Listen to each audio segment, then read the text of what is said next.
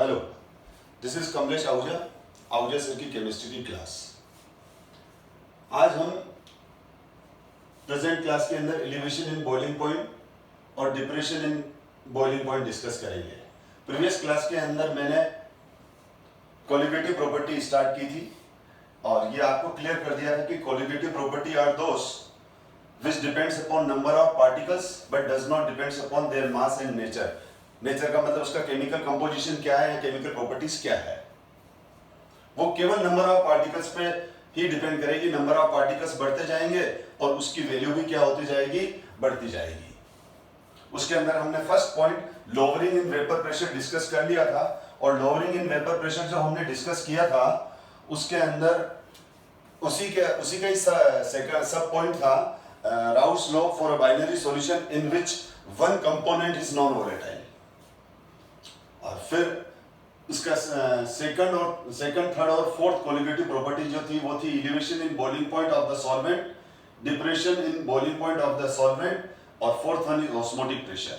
हम इस वीडियो के अंदर elevation in boiling point of the solvent and depression in freezing point of the solvent discuss कर रहे हैं। Elevation in boiling point of the solvent को हम इबिलियोस्कोपी कहते हैं। हम इस टॉपिक को स्टार्ट करने से पहले बॉइलिंग पॉइंट की डेफिनेशन क्लियर करना बहुत जरूरी है, क्योंकि बॉइलिंग पॉइंट का डेफिनेशन क्लियर होगा तो ही यह कॉन्सेप्ट समझ में आएगा। ये कोई लिक्विड है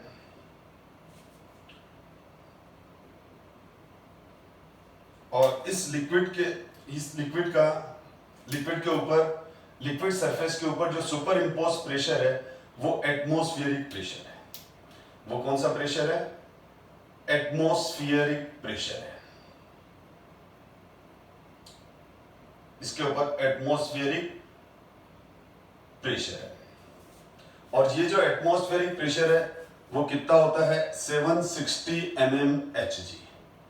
तो ये जो एटमॉस्फेरिक प्रेशर है इसके ऊपर, उसकी वजह से लिक्विड एक फोर्स फील करता है इसके सरफेस पे, उसकी वजह से इसको कंप्लीट और तेजी से वो एस्केप नहीं हो पाता है। एक तरह से मैं ये कह सकता हूं कि किसी भी सिस्टम के अंदर अगर लिक्विड एग्जिस्ट कर रहा है, रिटेन कर रहा है, तो उसके सुपर इम्पोज प्रेशर मतलब इस एटमॉस्फेरिक प्रेशर की वजह से ही इसमें वो एग्जिस्ट कर रहा है या रिटेन कर रहा है। और किसी भी लिक्विड का जो वेपर प्रेशर होता है, for any liquid vapour pressure of liquid, vapour pressure of liquid हमेशा कम होता है किससे? एटमॉस्फेरिक प्रेशर से,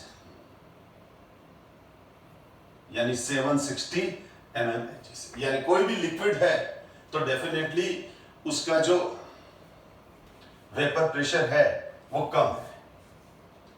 मैं वाटर का एग्जांपल ले लेता हूं। 25 डिग्री सेंटीग्रेड टेम्परेचर पर ये जो वाटर का जो वेपर प्रेशर है, सपोज करो 50 mmHg है। जस्ट अजम्पशन है एक्सप्लेन करने के लिए। तो यहां पर इसके ऊपर जो प्रेशर लग रहा है वो लग रहा है 760 mmHg का, और वाटर जो अपना प्रेशर डिलीवर कर रहा है वो कर रहा है 50 mmHg का। तो डेफिनेटली ये ज्यादा है तो वाटर को दब के ही रहना पड़ेगा। पर हम ये भी जानते हैं कि जो वेपर प्रेशर है वो डायरेक्टली प्रोपोर्शनल टू टेम्परेचर होता है।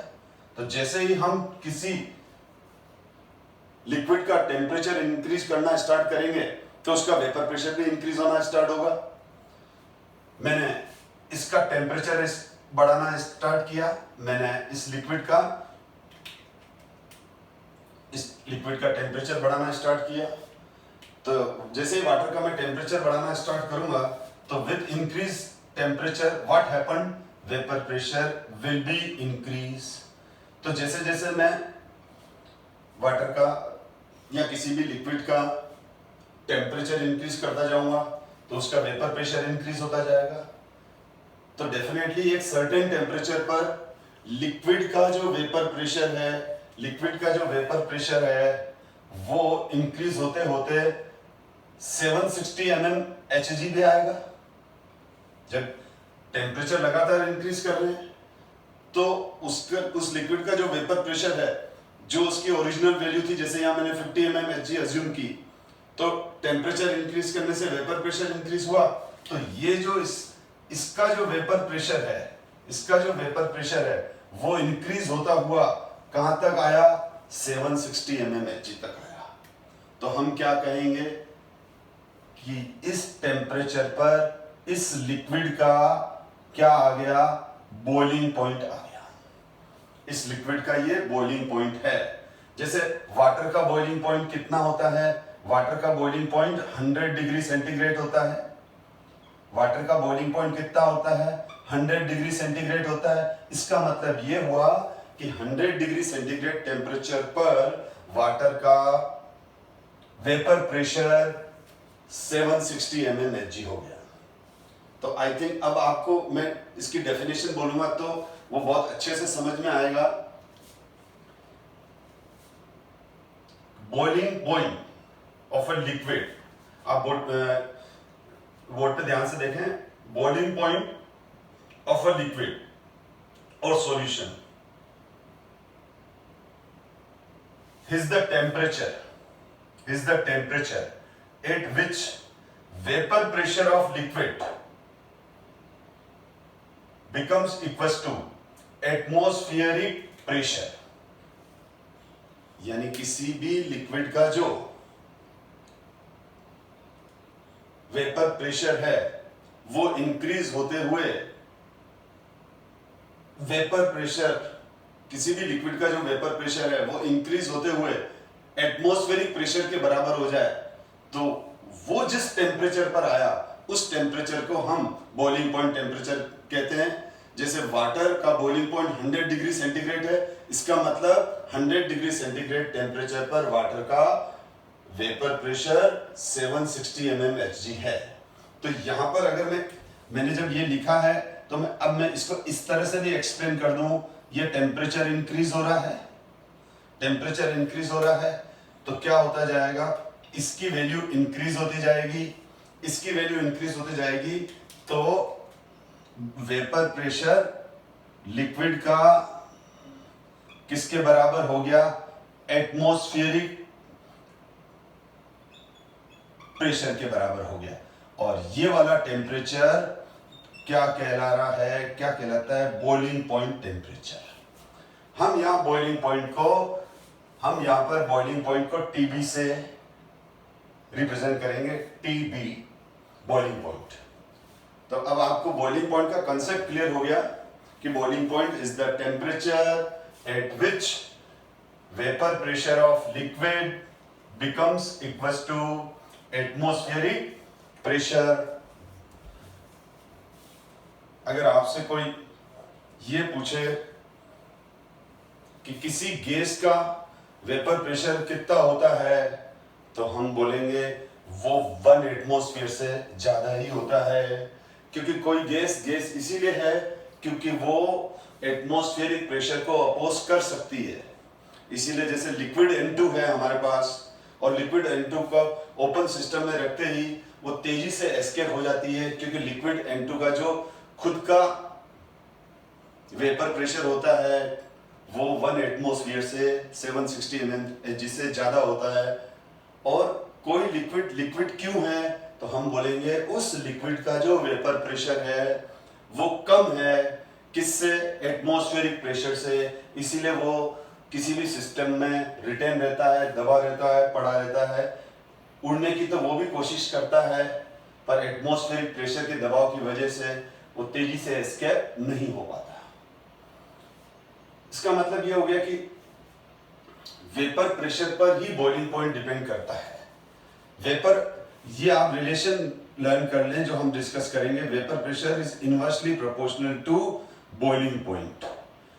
किसी लिक्विड का वेपर प्रेशर जितना कम होगा बॉइलिंग पॉइंट उतना बढ़ जाएगा।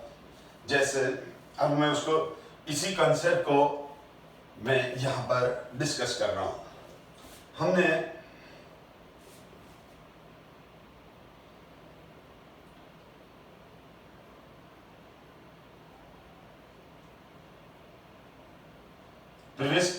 क्लास के अंदर भी ये डायग्राम बनाया था।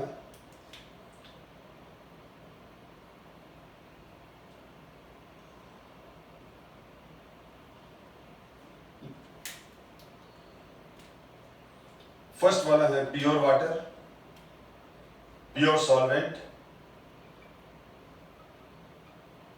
और अगर मैं इसको, और ये सॉल्यूशन फर्स्ट और ये सॉल्यूशन सेकंड। सॉल्यूशन फर्स्ट के अंदर नॉन वोलेटाइल सॉल्यूट मिला है, सेकंड के अंदर नॉन वोलेटाइल सॉल्यूट और ज्यादा मिला दिया। जैसा कि मैंने प्रीवियस क्लास में बिल्कुल अच्छे से ये इसी तरह का डायग्राम बना के आपको एक्सप्लेन किया था कि किसी भी वोलेटाइल लिक्विड के अंदर जब हम नॉन वोलेटाइल सॉल्यूट मिक्स करते हैं तो उसका वेपर प्रेशर रिड्यूस हो जाता है, और रीजन ये था कि जो उसका अपर सरफेस एरिया है वो वोलेटाइल कंपोनेंट के लिए कम हो जाता है। तो फर्स्ट केस के अंदर तो जो अपर सरफेस एरिया है वो पूरा का पूरा वाटर से या वोलेटाइल कंपोनेंट से कवर है, तो यहां से वेपर्स कुछ ज्यादा ही निकलेगी।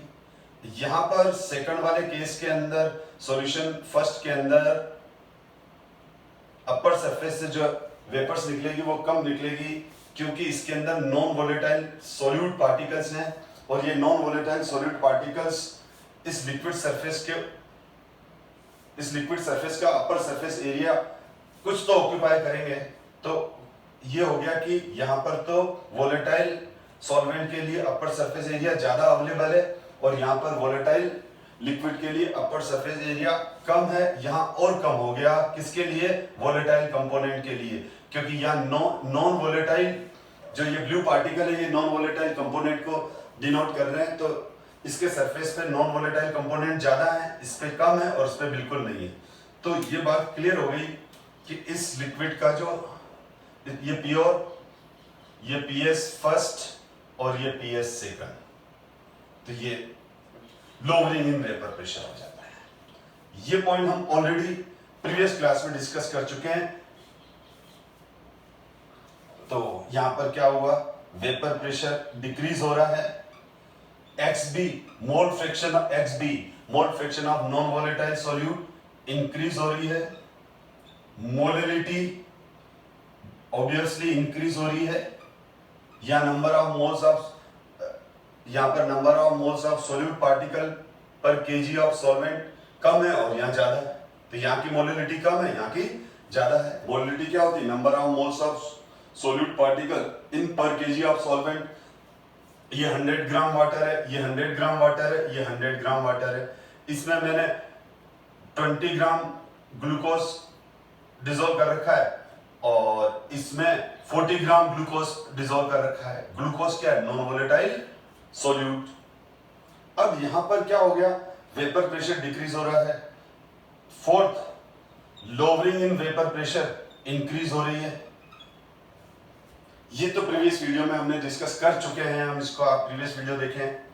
अब फिफ्थ पॉइंट जो हम डिस्कस कर रहे हैं, अब ये क्लियर हो गया कि जो वेपर प्रेशर है, अब इस केस में क्या हो गया?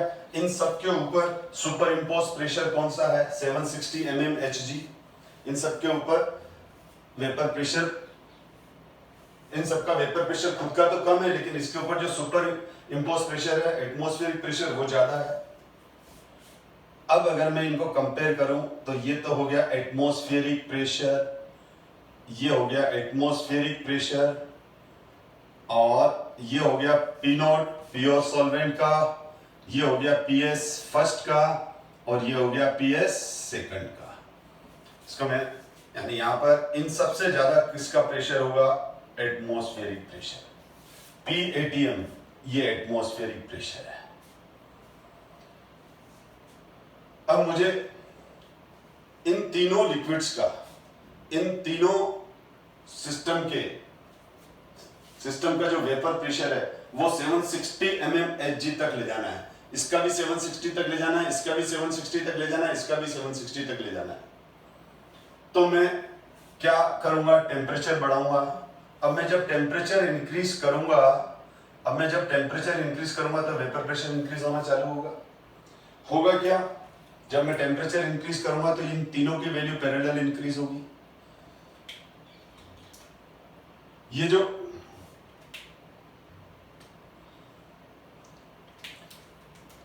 ये वाली वैल्यू यहां तक आएगी, ये वाली वैल्यू यहां तक आएगी और ये वाली वैल्यू यहां तक आएगी।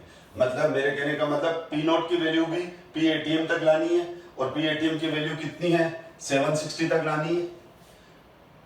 इसकी भी और इसकी भी, इन तीनों की वैल्यू हमको इसके बराबर लानी है। तो हम इसके लिए क्या करेंगे, टेम्परेचर इंक्रीज करेंगे। हम इसके लिए क्या करेंगे, टेम्परेचर इंक्रीज करेंगे। तो टेम्परेचर जब इंक्रीज करेंगे, यानी मैंने तीनों लिक्विड को, ध्यान दें आप, इन तीनों लिक्विड को, इसमें से फर्स्ट वाला लिक्विड है तो दोनों आगे सॉल्यूशन है, मैंने इन तीनों को हीट करना स्टार्ट किया। इसका भी वेपर प्रेशर बढ़ना स्टार्ट हुआ, इसका भी वेपर प्रेशर बढ़ना स्टार्ट हुआ, इसका भी वेपर प्रेशर बढ़ना स्टार्ट हुआ। इसका वेपर प्रेशर पी नॉट से बढ़ना स्टार्ट हुआ, इसका वेपर प्रेशर पी नॉट से बढ़ना स्टार्ट हुआ और इसका वेपर प्रेशर पीएस फर्स्ट से बढ़ना स्टार्ट हुआ और इसका वेपर प्रेशर पीएस सेकंड से बढ़ना स्टार्ट हुआ। तो कौन सी वैल्यू एटमॉस्फेरिक प्रेशर पर जल्दी पहुंच जाएगी, ये वाली, क्योंकि इन दोनों के बीच में गैप कम है, इन दोनों के बीच में गैप कम है। जैसे मैंने वाटर का जस्ट अजम्पशन लिया था, 50 mm मान लिया था, 50 mm अज्यूम कर लिया था, तो पीएस सॉल्यूशन का 40 mm और ये 30 mm। तो यहां पर क्या होगा, इसका है 50 mm, तो ये 50 mm को 760 तक जाना है, यानी 50 से 760 तक जाना है। यहां पर 40 से 760 तक जाना है या 30 से 760 तक जाना है। तो किसको ज्यादा ट्रेवल करना है, इसको गैप ज्यादा कवर करना है, क्योंकि फर्स्ट वाले को पी नॉट को तो इसको तो 760 माइनस 50 ये ट्रेवल करना है और दूसरे वाले को इसको 760 माइनस 40 ये जो गैप आ रहा है इतना गैप ट्रेवल करना है इसको, और थर्ड वाले को इसको ये गैप कवर करना है। तो डेफिनेटली इसका वेपर प्रेशर कम है तो इसको 760 तक जाने के लिए हमको ज्यादा टेम्परेचर देना पड़ेगा। तो किस लिक्विड का बॉइलिंग पॉइंट ज्यादा हो जाएगा, सॉल्यूशन सेकंड का, क्योंकि इसका खुद का वेपर प्रेशर कम है। तो इसका खुद का वेपर प्रेशर कम है तो इसको एटमॉस्फेरिक प्रेशर तक ले जाने के लिए हमको ज्यादा टेम्परेचर देना पड़ेगा। तो मैं यहाँ क्या लिख सकता हूं, boiling point increase, boiling point increase. तो यहां पर इसका बॉइलिंग पॉइंट क्या हो रहा है, इंक्रीज होगा। हो सकता है अब जैसे अगर मैंने वाटर लिया तो इसका बॉइलिंग पॉइंट 100 डिग्री सेंटीग्रेड है, तो इसका 100 होगा कि ग्रेटर देन 100 होगा, ग्रेटर देन 100 है। सपोज करो इतना हो गया, एक असम्पशन ले लिया कि वाटर का 100 डिग्री सेंटीग्रेड टेम्परेचर है तो सॉल्यूशन फर्स्ट का 103 डिग्री सेंटीग्रेड होगा, क्योंकि इसका वेपर प्रेशर कम है। इसका वेपर प्रेशर 50 mmHg लिया हुआ है, तो इसका वेपर प्रेशर हमने 30 mmHg लिया, 40 ले रखा है, इसका 30। तो इसका तो यहां पर जो क्या हुआ, बॉइलिंग पॉइंट बढ़ गया, बॉइलिंग पॉइंट क्या हो गया, इंक्रीज हो गया। प्योर वाटर का बॉइलिंग पॉइंट 100 डिग्री सेंटीग्रेड है, प्योर वाटर का बॉइलिंग पॉइंट 100 डिग्री सेंटीग्रेड है। अगर हम उसमें non volatile solid glucose, sucrose, urea या कोई सॉल्ट भी है तो उसका जो बॉइलिंग पॉइंट है वो इंक्रीज होता हुआ मतलब 100 से ज्यादा हो जाएगा। अब कितना हो जाएगा ये तो डिपेंड करेगा उसमें कितना अमाउंट डिसोल्व किया हुआ है। हम इस एनसीईआरटी बुक के अंदर इसका ग्राफिकल प्रेजेंटेशन भी है, जो कि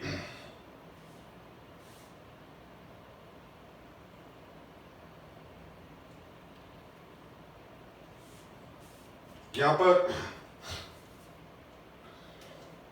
ये ब्लू लाइन एटमॉस्फेरिक प्रेशर को, ब्लू लाइन जो है वो एटमॉस्फेरिक प्रेशर को बता रही है। ये एटमॉस्फेरिक प्रेशर है PATM।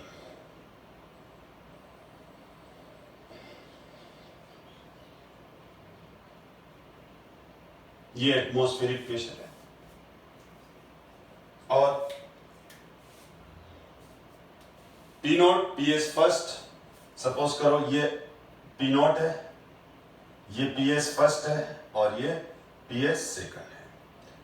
मतलब ये पी एस सेकंड का कहने का मतलब ये वाला, पी एस फर्स्ट ये वाला। तो ये प्योर वाटर का वेपर प्रेशर या प्योर सॉल्वेंट का वेपर प्रेशर, सॉल्यूशन फर्स्ट का वेपर प्रेशर, सॉल्यूशन सेकंड का। तो ये देखो आप सबसे ज्यादा है तो मैंने इसको ऊपर बनाया, फिर उससे कम, और यहाँ पर इस तरफ एक्स एक्सिस पर वेपर प्रेशर है। यहाँ पर क्या है ये, दिस इज वेपर प्रेशर। और वाई एक्सिस पर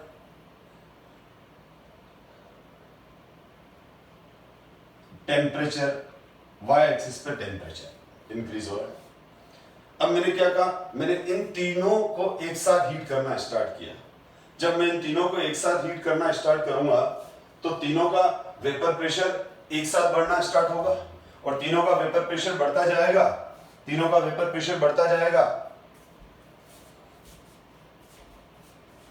ये बढ़ रहा है, तो ये तीनों का वेपर प्रेशर बढ़ रहा है, पी नॉट का, पी एस फर्स्ट का, पी एस सेकंड का, तीनों का वेपर प्रेशर इंक्रीज हो रहा है टेम्परेचर इंक्रीज होने के साथ। तो मैंने तीनों का टेम्परेचर इंक्रीज कर रहा हूं, वेपर प्रेशर बढ़ता जा रहा है, ये वेपर प्रेशर बढ़ता जा रहा है। तीनों का पैरेलल, तीनों को मैं पैरेलल हीट कर रहा हूं तो तीनों का पैरेलल वेपर प्रेशर इंक्रीज हो रहा है। लेकिन पी नॉट जल्दी या पहले पहुंच जाएगा एटमॉस्फेरिक प्रेशर पर, यानी ये पी नॉट कहां पहुंच गया, एटमॉस्फेरिक प्रेशर पर पहुंच गया। पी नॉट कहां पर पहुंच गया, एटमॉस्फेरिक प्रेशर पे पहुंच गया। इसी तरह से ये भी एक पर्टिकुलर टेम्परेचर पर एटमॉस्फेरिक प्रेशर पे पहुंच जाएगा, ये भी एक पर्टिकुलर टेम्परेचर तक आते आते एटमॉस्फेरिक प्रेशर तक पहुंच जाएगा। अब अगर मैं ये देखूं तो ये यहां पर, तो ये तो हो गया boiling point of pure water TB naught, ये हो गया टीबीएस फर्स्ट वाला, ये हो गया टीबीएस सेकंड वाला, यानी ये वाला, इसका प्रेशर। और ये क्लियर दिख रहा है कि ये बॉइलिंग पॉइंट बढ़ रहा है। ये जो इन दोनों के बीच में जो ये गैप आया, ये वाला जो गैप है टेम्परेचर का,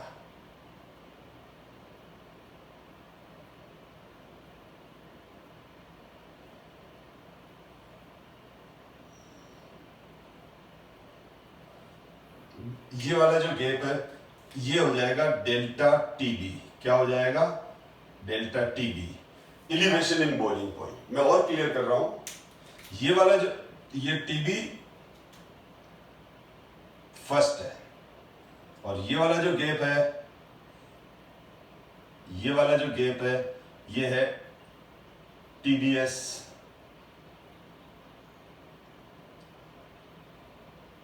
सेकंड वाला।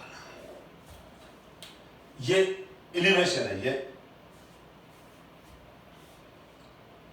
यानी टीबी, ये जो वैल्यू है, अगर मैं इन वैल्यूज को सही मान के चलूं तो ये वाली वैल्यू है 3 डिग्री, ये वाली वैल्यू 3 है और ये वाली 5 है। ये वाली वैल्यू कितनी है, ये वाली वैल्यू 3 है, क्योंकि मैं इसको या ये वैल्यू 100, ये वाली वैल्यू 103,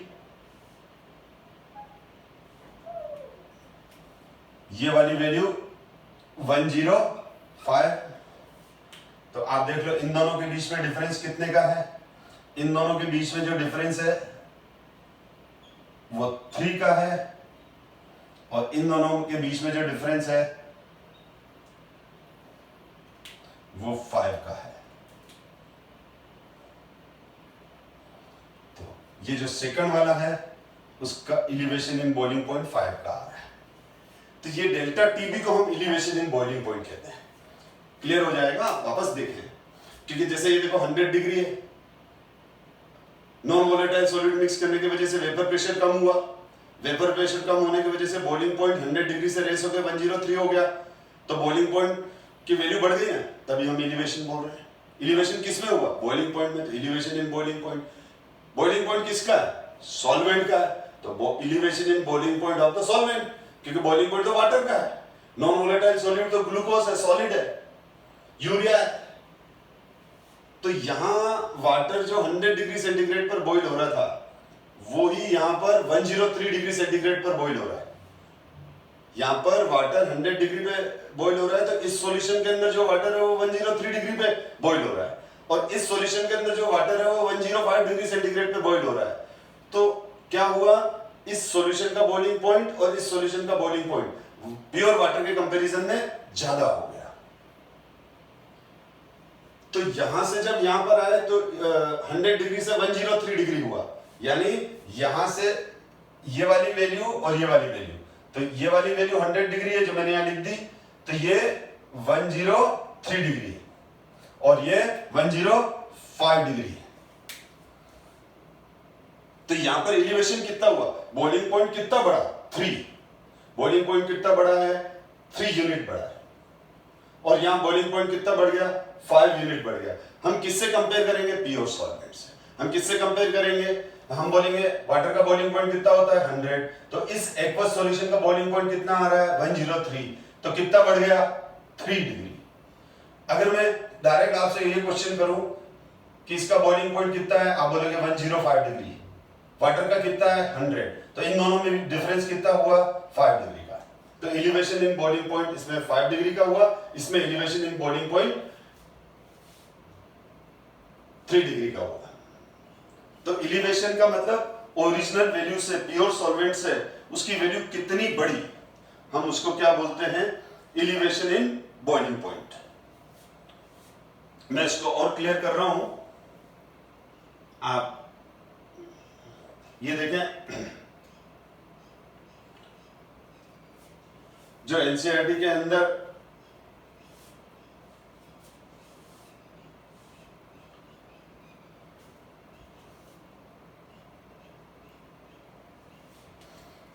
अब एक minute, elevation in boiling point क्या है देखो।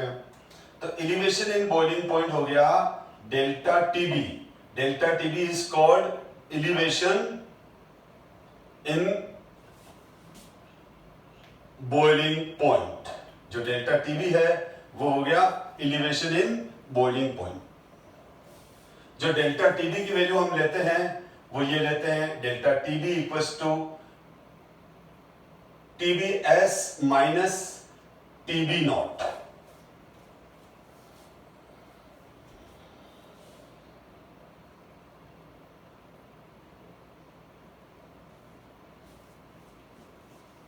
TBS क्या है? TBS is the boiling point of solution having non-volatile solute. TB naught boiling point of pure solvent, यानी इसका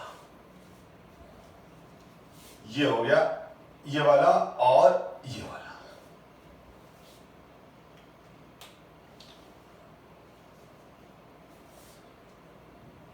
तो क्लियर है कि यहां से अगर अपन यहां पर आ रहे हैं, यहां से यहां पर आ रहे हैं, तो हमने नॉन वोलेटाइल सॉल्यूट डाल दिया, वेपर प्रेशर कम हो गया, एलिवेशन बढ़ गया।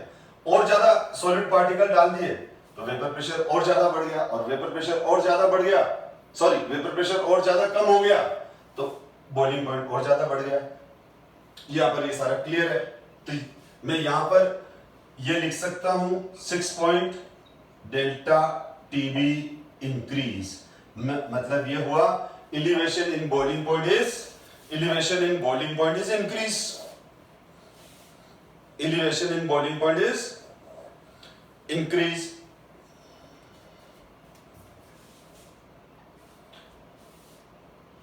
अब delta TB is directly proportional to number of moles of non-volatile solute in given amount of solvent. जो एलिवेशन देख लें आप, यहां पर number of moles of non volatile solute कम है तो बॉइलिंग पॉइंट इसका कम है। एलिवेशन 3 का ही है, यहां पर एलिवेशन 3 का ही है, और यहां पर एलिवेशन कितने का आ गया 5 का, तो यहां से यहां आए तो number of moles of non volatile solute particle बढ़ गए। तो इसका मतलब हम किसी भी नॉन वोलेटाइल सॉल्यूट के अंदर जैसे जैसे number of moles of non volatile solute increase करेंगे, उसका बॉइलिंग पॉइंट इंक्रीज होता जाएगा और एलिवेशन इन बॉइलिंग पॉइंट भी इंक्रीज होता जाएगा। तो अगर हम किसी में नंबर ऑफ मोल्स बढ़ाएंगे तो मतलब क्या हुआ, मैं ऐसे भी लिख सकता हूं delta TB is directly proportional to molality, delta TB directly proportional to molality. इसकी मोलैलिटी कम है, इसकी ज्यादा है, और जिसकी मोलैलिटी ज्यादा है उस केस के अंदर एलिवेशन इन बॉइलिंग पॉइंट भी ज्यादा हो गया। मैं ऐसा भी लिख सकता हूं delta TB is directly proportional to XB. XB क्या है, एक्सबी क्या है, mole fraction of non volatile solute in given solvent.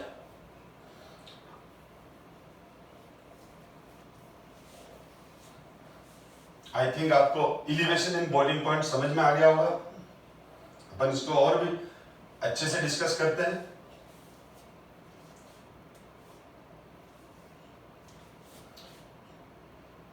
अभी हमने देखा delta TB is directly proportional to molality of non volatiles, molality of solution, KB into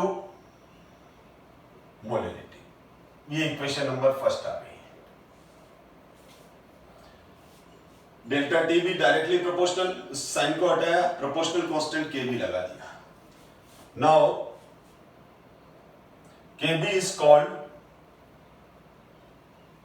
molal elevation constant और ebullioscopy constant.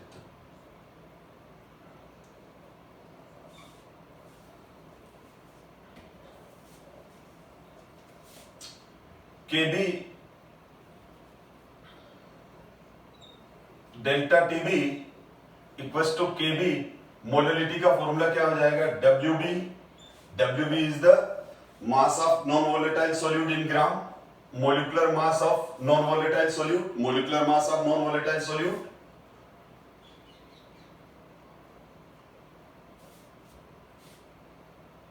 Wait of solvent gram में दिया हुआ रहता है तो इसलिए 1000 करते हैं हम। तो यहां पर ये क्या है, this is the molecular mass of non volatile solute. This is the molecular mass of non-volatile solute, and this is mass of mass in gram. मोल का फॉर्मूला है ये, नॉन वोलेटाइल सॉल्यूट का मास है और ये मास ऑफ सॉल्वेंट इन ग्राम है, और ग्राम में दिया हुआ रहता है इसलिए ऊपर 1000 कर दिया। तो ये मोलैलिटी का फॉर्मूला लिख दिया मैंने। हम इक्वेशन सेकंड को यूज करके molecular mass of non volatile solute भी, तो एनसीईआरटी में कुछ क्वेश्चन ऐसे पूछे हुए हैं जिसमें डेल्टा टीबी, केबी और इनकी वैल्यू दे रखी है, और मोलिकुलर, और हमको पूछ रखा है what will be the molecular mass of non volatile solute. तो बहुत सिंपल सा क्वेश्चन बन जाता है, वो तो केवल वैल्यू पुट करनी है इसमें,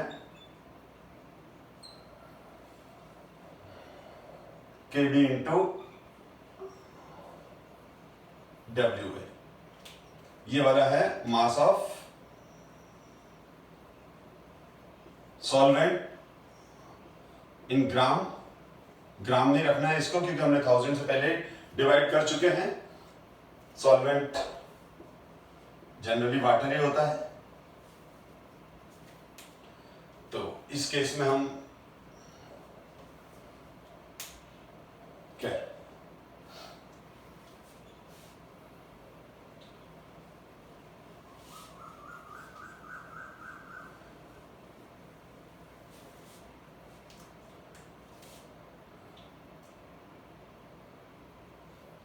केबी क्या है? देखो केबी क्या है, KB equals to delta TB molality, delta TB and molality. Unit क्या हो जाएगी? Kelvin mole inverse kg. What is unit of, ये किसकी यूनिट हो गई? ये यूनिट हो गई केबी की, केल्विन मोल इनवर्स केजी। अब अगर हम किसी सॉल्यूशन की मोलैलिटी 1 है, मतलब मोलैलिटी 1 का मतलब मोलाल सॉल्यूशन है वो। मोलाल सॉल्यूशन का मतलब हुआ 1 mole of solute present in 1 kg of solvent. तब ये जो फॉर्मूला होगा वो किस में रिड्यूस हो जाएगा? Kb equals to delta TB, Kb equals to delta TB. तो 10 molar elevation constant, 10 molar elevation constant is the elevation in boiling point, is the elevation in the boiling point. ये क्या है? ये एलिवेशन इन बॉइलिंग पॉइंट। वापस बोल रहा हूं, 10 molar elevation constant is the elevation in boiling point when 1 mole of solute present in 1000 gram of solvent, that is 1 kg of solvent। और अच्छे से एक्सप्लेन करने के लिए एग्जांपल ले लेते हैं वाटर का।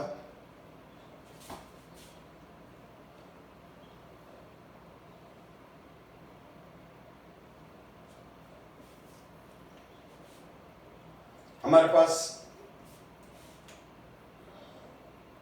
ये 1 kg वाटर है, this is the 1 kg water, 1 kg water, pure water. अब हमने इसमें 1 मोल नॉन वोलेटाइल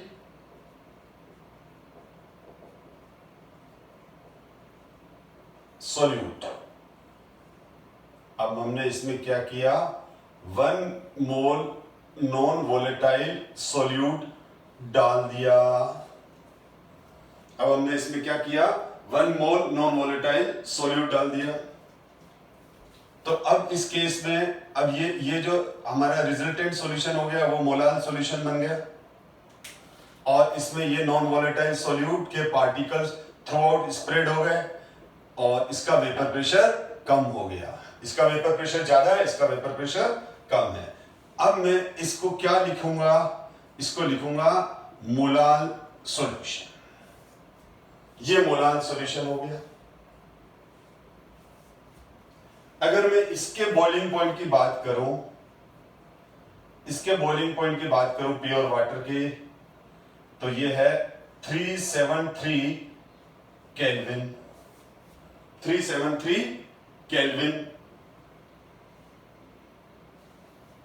और 100 डिग्री सेंटीग्रेड टेम्परेचर, अगर डिग्री में लिया तो। और अब मेरा क्वेश्चन ये है कि जब मैंने इसमें 1 mole non volatile solute mix कर दिया, जब मैंने इसमें 1 mole non volatile solute mix कर दिया, तो इसका बॉइलिंग पॉइंट कितना रहेगा? 373 रहेगा, 100 डिग्री रहेगा, कि इस वैल्यू से बढ़ जाएगा? ऑब्वियसली इसका जो बॉइलिंग पॉइंट आएगा वो इस वैल्यू से ज्यादा होगा, क्योंकि हमने जैसे ही नॉन वोलेटाइल सॉल्यूट डाल दिया तो इसका वेपर प्रेशर कम हो गया, वेपर प्रेशर कम हो गया तो बॉइलिंग पॉइंट बढ़ गया। Vapour pressure is inversely proportional to boiling point. और मैंने ये रट नहीं रहे हैं अपन, इसको कंसेप्ट क्लियर कर चुका हूं मैं अभी। यस, अब हम इसका जो बॉइलिंग पॉइंट आ जाएगा, इस सॉल्यूशन का जो बॉइलिंग पॉइंट आ जाएगा वो आ जाएगा जो हमने ऑब्जर्व किया, वो हमने ऑब्जर्व किया 373.52 केल्विन 100.52 डिग्री सेंटीग्रेड, मतलब एलिवेशन हुआ कितने डिग्री का एलिवेशन हुआ 0.52 केल्विन का, 100 से 100.52 हो गया। तो यहां पर ये एलिवेशन आ गया। अब इस केस में अगर मैं बोलूं कि इसका जो डेल्टा टीबी है वो कितना आएगा, तो वो ये टीबी नॉट माइनस टीबीएस, तो डेल्टा टीबी इक्वल्स टू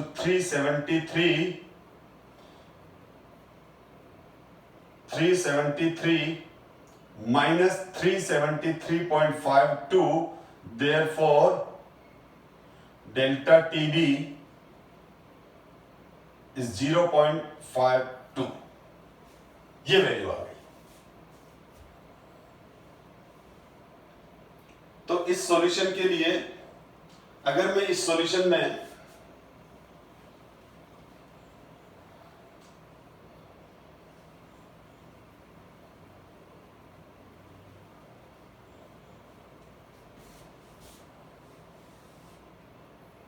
अब मैं इस सॉल्यूशन के लिए बात करूं तो इस सॉल्यूशन के लिए मोलिलिटी कितनी आ गई, इस सॉल्यूशन की मोलिलिटी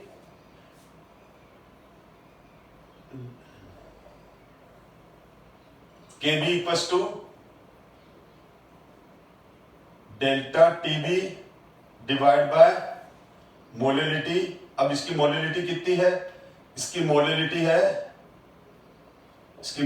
है 1, और डेल्टा टीबी कितना आया जो हमने कितना ऑब्जर्व किया, ये रहा 0.52,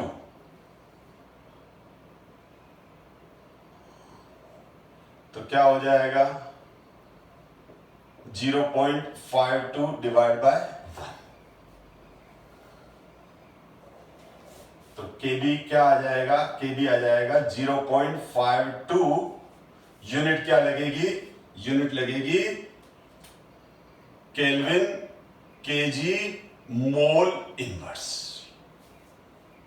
तो वाटर का जो केबी की वैल्यू आ गई वो 0.52 आई।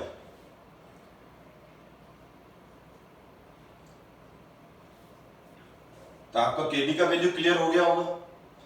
इसका मतलब केबी क्या है, जब मोलिलिटी किसी सॉल्यूशन की 1 होगी उस केस के अंदर, जैसे इस सॉल्यूशन की मोलिलिटी कितनी है 1 है, और अब इस सॉल्यूशन की जब मोलिलिटी 1 है, इस सॉल्यूशन की जब मोलिलिटी 1 है, तो अब इस सॉल्यूशन का जो बॉइलिंग पॉइंट में एलिवेशन आया, ये रहा बॉइलिंग पॉइंट में एलिवेशन, ये एलिवेशन किसके बराबर आ जाएगा, केबी के बराबर आ जाएगा, मोलर एलिवेशन कांस्टेंट। आप इसको ध्यान से देखिए, कोई चीज समझ में नहीं आया तो थोड़ा सा वीडियो को पॉज करके रिवर्स करके वापस देख लें तो अच्छे से समझ में आ जाएगा। बहुत अच्छे से प्रेजेंट किया है मैंने इसको आप ध्यान से देखेंगे और सुनेंगे तो बिल्कुल अच्छे से समझ में आएगा।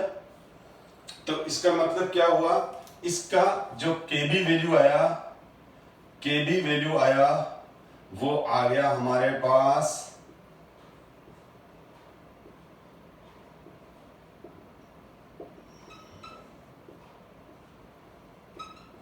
0.52 kelvin KG mole inverse. Anyway वो वापस वही लिखा है मैंने, ध्यान देगा।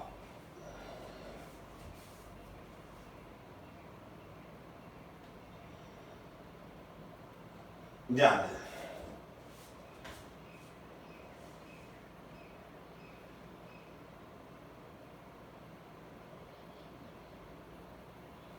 yes,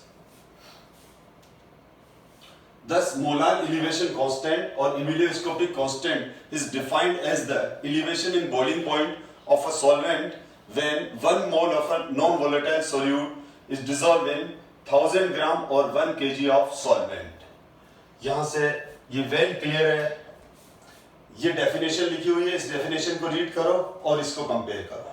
ये डेफिनेशन और अब इस डायग्राम, इस प्रेजेंटेशन को कंपेयर करो आप, तो क्लियर हो जाएगा कि एलिवेशन इन बॉइलिंग पॉइंट क्या है। ये एलिवेशन ऑफ बॉइलिंग पॉइंट और इबिलियोस्कोपिक का बहुत बेस्ट प्रेजेंटेशन है जिससे आप इसको अंडरस्टैंड करेंगे।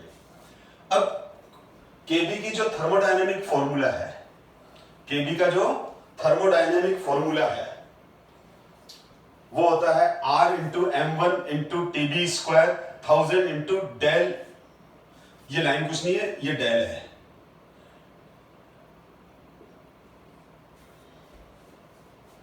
Enthalpy of vaporisation.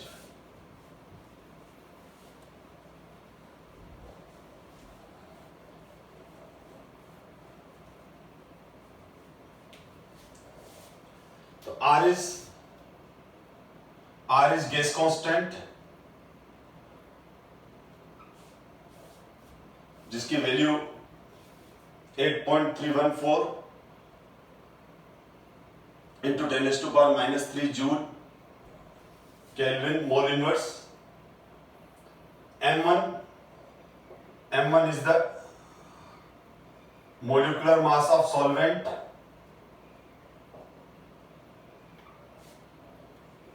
TB या TB है boiling point of solvent,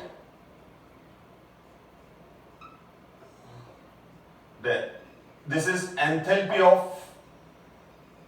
vaporization. Enthalpy of vaporization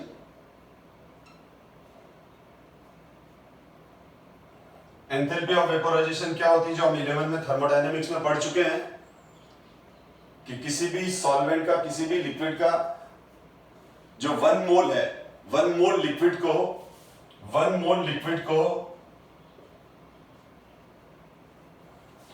mole vapour में कन्वर्ट करना है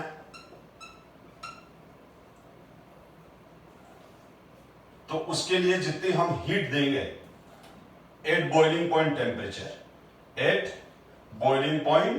टेम्परेचर, उस समय जो हमने इसको हीट दी, जो हीट इस सिस्टम ने एब्जॉर्ब की, उस हीट को हम क्या बोलेंगे, enthalpy of vaporisation. Enthalpy of vaporization is the amount of heat absorbed by 1 mole of liquid at boiling point temperature to convert 1 mole of vapor. तो अगर आपको कभी किसी न्यूमेरिकल में Kb की वैल्यू ना देकर R की वैल्यू गिवन है, R की वैल्यू गिवन होगी, उसकी जो भी वैल्यू है वो भी गिवन होगी, सॉल्वेंट है तो उसका मॉलिक्यूलर मास गिवन होगा या फॉर्मूला गिवन होगा तो हम निकाल लेंगे, बॉइलिंग पॉइंट गिवन होगा, एंथैल्पी ऑफ वेपोराइजेशन गिवन होगी तो उससे हम Kb की वैल्यू फाइंड आउट कर देंगे। तो Kb की वैल्यू अगर न्यूमेरिकल में नहीं दी हुई है और गैस कांस्टेंट और एंथैल्पी ऑफ वेपोराइजेशन गिवन है तो हम इस फॉर्मूले को यूज करके enthalpy of vaporisation find out करके और फिर ये सारी वैल्यू यहां पुट कर देंगे और Kb की वैल्यू आ जाएगी। नाउ अब क्वेश्चन ये है कि जो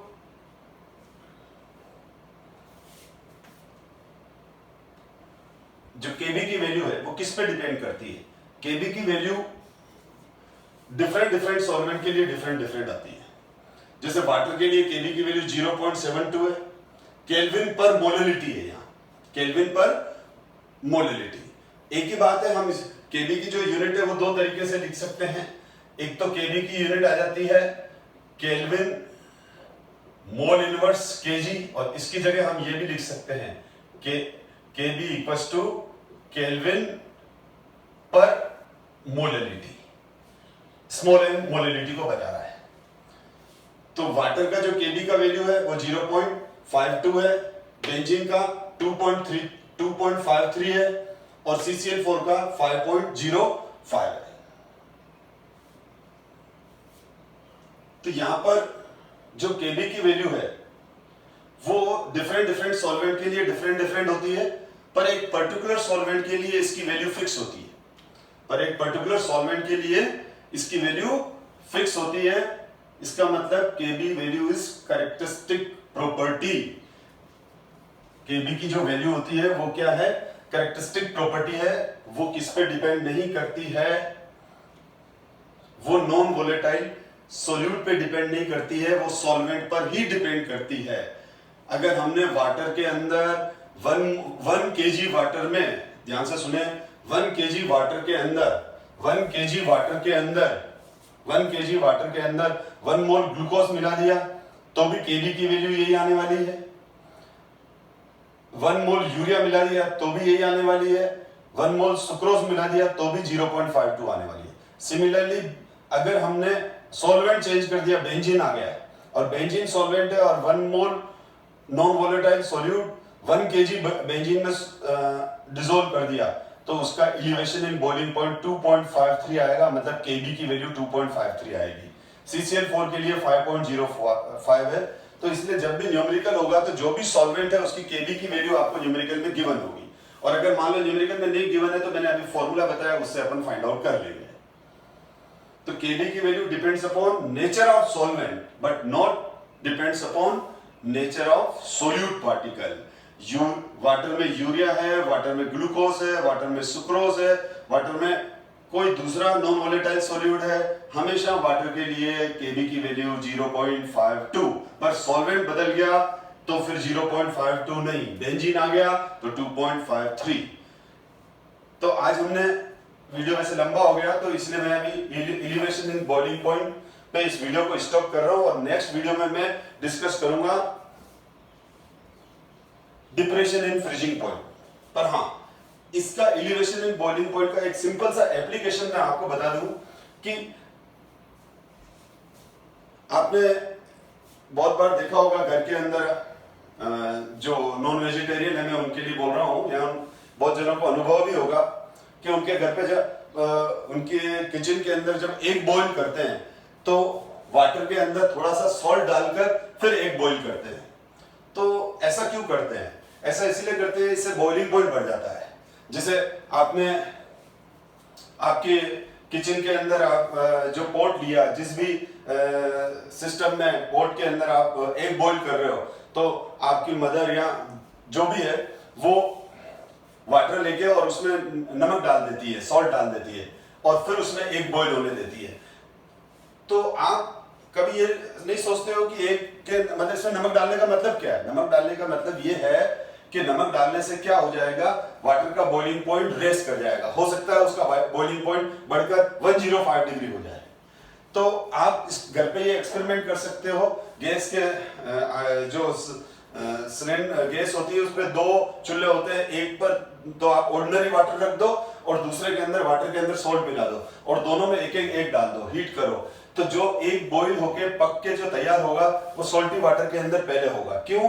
क्योंकि सॉल्टी वाटर का जो बॉइलिंग पॉइंट है वो 105 है। तो वो जो एग है वो एग किस टेम्परेचर पर कुक हो रहा है?